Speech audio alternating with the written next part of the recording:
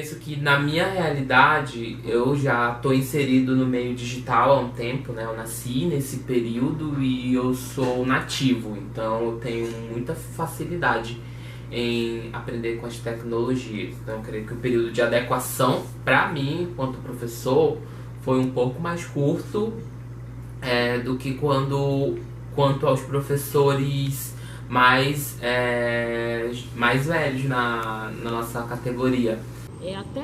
Até tivemos cursos em 2020, mas digamos que foi que nem com o bebê, que aprende a andar andando, vamos dizer assim, engatinhando e andando e caindo, foi mais ou menos nesse sistema, porque foi tudo feito às pressas, devido à surpresa da pandemia. Teve as dificuldades, né, que todo mundo passou, trabalhar, dividir o ambiente de trabalho, da aula e ao mesmo tempo familiar, foi difícil, foi muito cansativo. E a nossa realidade com os nossos alunos também não estavam preparados, nós não estávamos preparados e a gente teve que se adaptar e seguir, né, nesse sentido. Houve uma adaptação desde a pedagogia, do corpo docente, também dos alunos que tiveram que procurar material, tiveram que se adequar à nova condição. Aí saindo, né, da zona de conforto da aula presencial, realmente a gente precisou de bastante adaptação, bastante força de vontade. Precisamos muito uns dos outros, porque sempre tem aquele colega que sabe mais um pouco, né? Aquele colega que já foi ali tateando, já conseguiu fazer alguma coisa, aquele colega que é muito bom em determinada coisa, aquele que não sabe nada, e aí vocês vão aprendendo juntos. Então isso aí foi bem importante. Foi um grande desafio, né? Você utilizar todos os dias, né? Manter esse contato, também foi desgastante e massacrante até, né? Porque você acompanhar, mandar mensagem para todos os alunos individualmente, uma situação que você faz no presencial para uma turma de 40 alunos, você tem que fazer individualmente, ele é mais desgastante. Então, você alcançar todos os alunos foi muito difícil. Eu acho que foi o período em que nós mais trabalhamos e o cansaço físico foi maior também. Em algumas condições a gente tinha que vir na escola, imprimir e tentar entregar para o aluno na casa dele, para os alunos de baixa renda, para eles não ficarem sem o acesso ao recurso. Então foi toda uma adaptação dos professores, da escola. A gente fazia a nossa rotina, acordava cedo, tinha que mandar mensagem para os alunos, né? Mandar frequência, pedir para eles, a gente teve o apoio do Centro de Mídias para assistir às aulas remotas, então às vezes eu pegava as aulas gravadas, enviava para os alunos, tudo pelo WhatsApp. Eu mesma aprendi a assistir muito tutorial sobre Google Class, sobre como dar aula, né? Então tudo isso foi tudo ao mesmo tempo.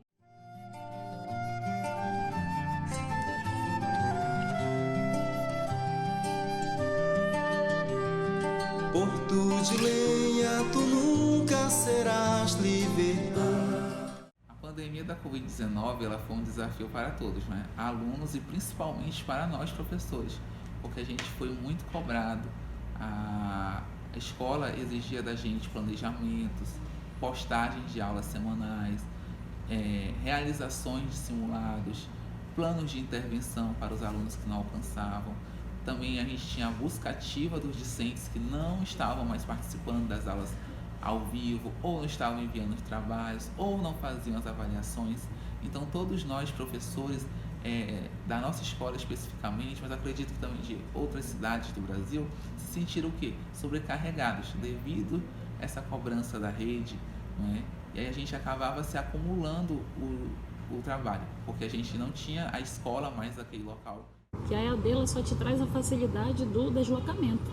É só esse é o conforto que se tem, né? Que você não se desloca, é na sua casa. Entretanto, às vezes é até mais difícil ser um aluno EAD, ser um professor EAD, porque justamente não existe esse contato, né, presencial. E foi um choque, né? Porque você passa de uma modalidade presencial, que no meu caso eu estava iniciando a minha carreira no ensino básico, né, na docência do ensino básico. Como primeiro ano, 2020, de profissão, eu pego essa pandemia já, né? Então, é uma mudança totalmente radical, assim. Tipo, você começa o ano com aulas presenciais e você, de repente, tem a notícia de que vai ter que parar tudo porque parar o seu planejamento, deixar o seu cronograma de lado por causa da pandemia, né, por causa do vírus. Então, a questão da saúde sempre colocada como prioridade. Eu sentia que eu não parava de trabalhar. Então, eu estava em casa trabalhando e o tempo todo trabalhando. Porque se tu parasse naquele momento, alguém te mandava uma pergunta, alguém queria uma resposta, alguém queria uma informação.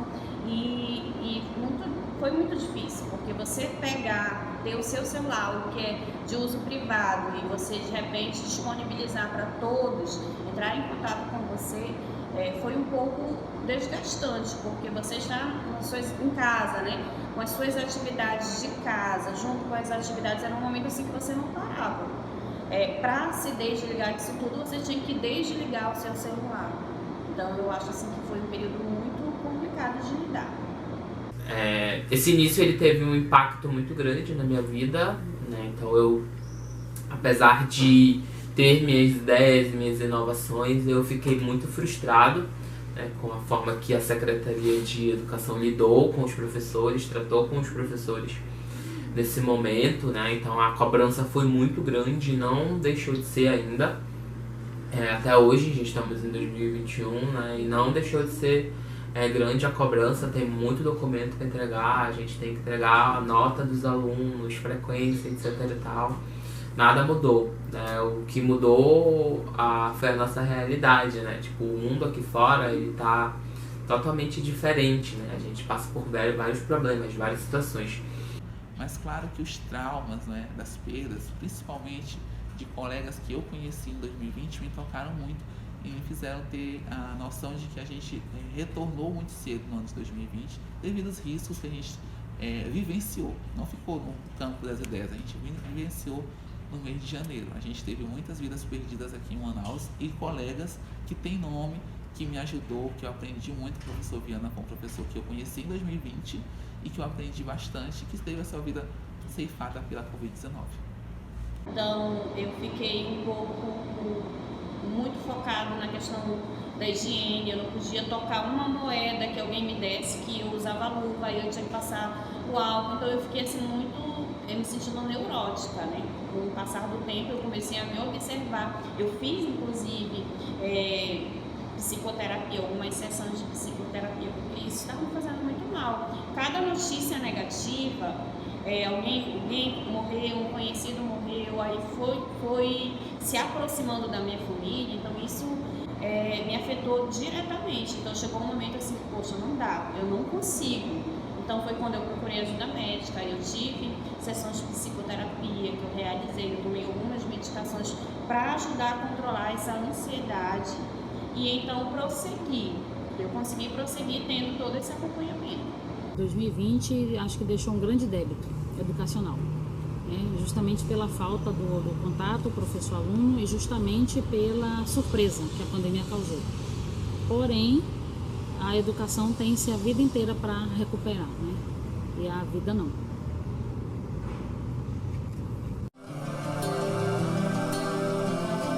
Com a cara sardenta e olhos azuis.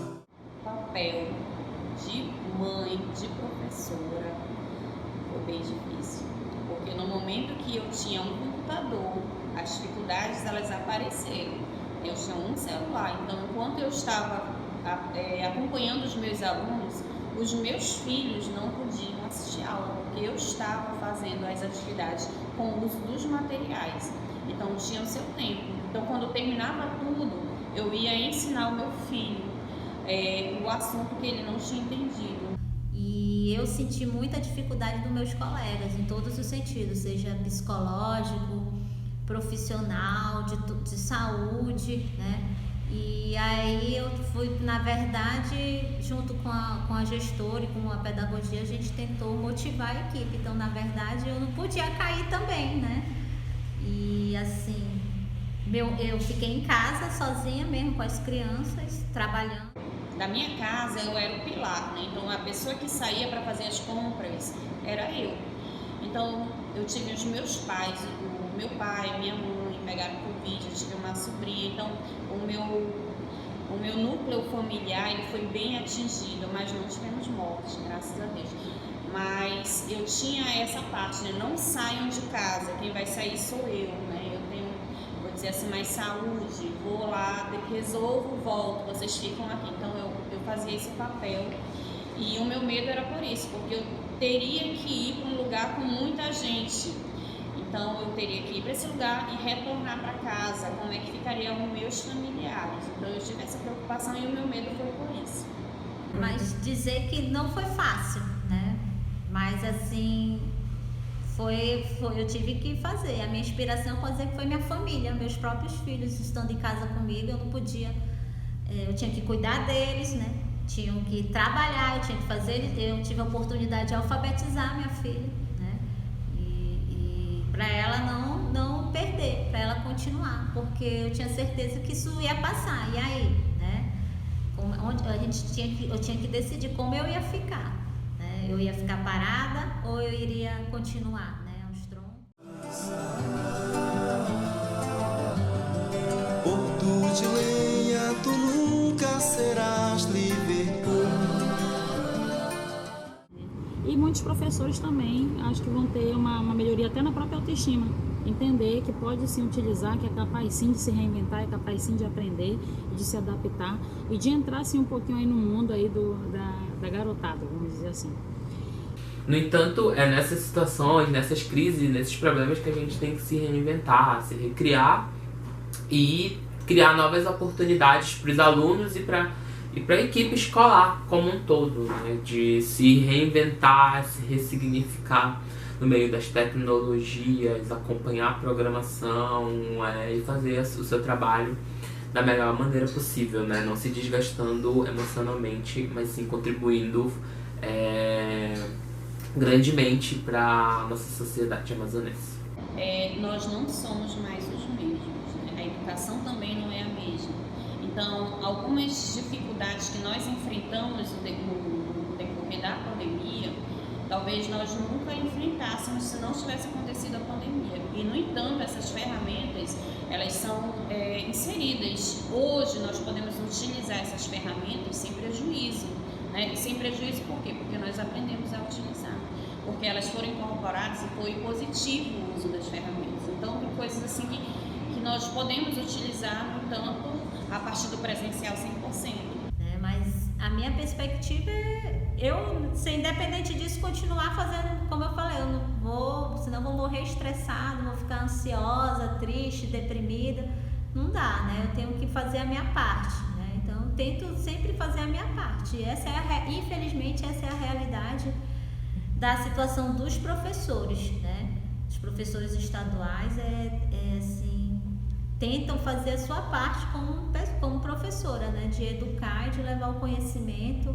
No meu caso, eu estou trabalhando com ciências, então simplificar a ciência na vida do cotidiano dos meus alunos, para que principalmente nesse tempo de fake news, né? Eles sempre verificarem as fontes, que eles ouvem as informações, né? Esse é o papel, essa é a minha perspectiva, continuar trabalhando nesse sentido, de popularizar a ciência no ensino básico. Com uma cara sardenta e olhos azuis.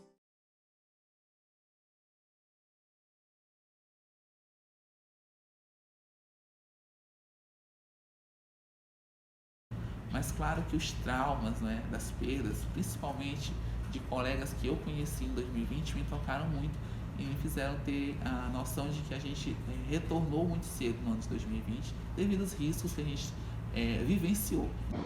Nós não somos mais os mesmos, né? A educação também não é a mesma.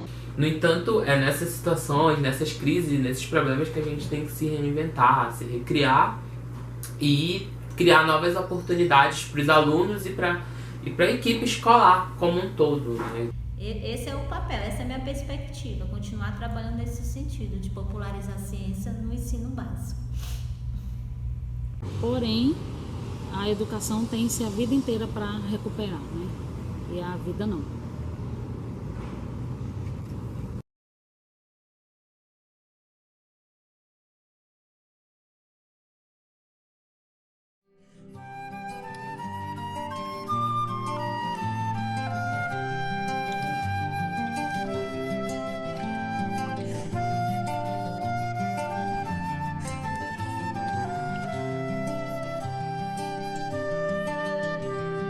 Porto de lenha, tu nunca serás livre. Com a cara sardenta e olhos azuis. Porto de lenha, tu nunca serás livre. Com uma cara sardenta e olhos azuis. Um quarto de flauta do alto Rio Negro pra cada sambista, paraquedista que sonha o sucesso, sucesso sulista.